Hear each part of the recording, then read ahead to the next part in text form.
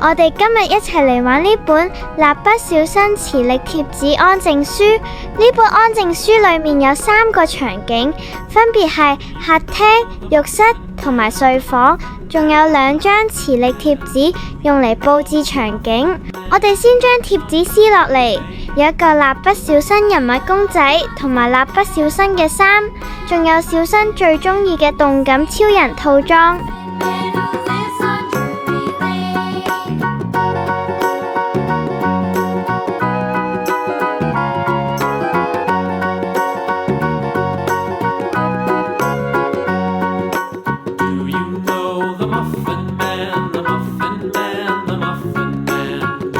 我哋而家開始幫小新佈置屋企啦。首先佈置客廳場景，有好多食物嘅貼紙，全部放喺台上。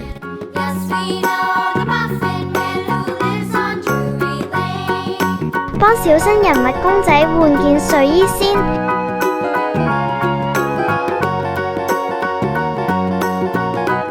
小白嘅食物，小白一見到佢嘅食物就會飛奔過嚟。第2個場景係浴室，放啲浴室用品上去，洗頭水、沐浴液、毛巾等等。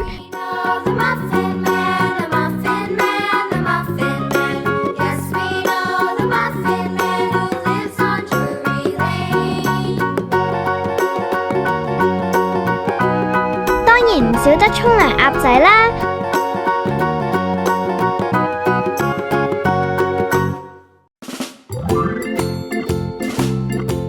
幫小新換件浴袍。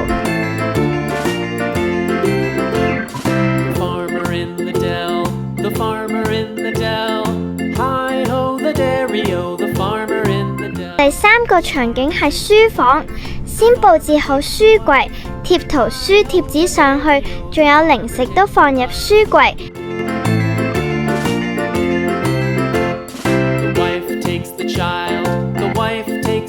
衣櫃放動感超人套裝。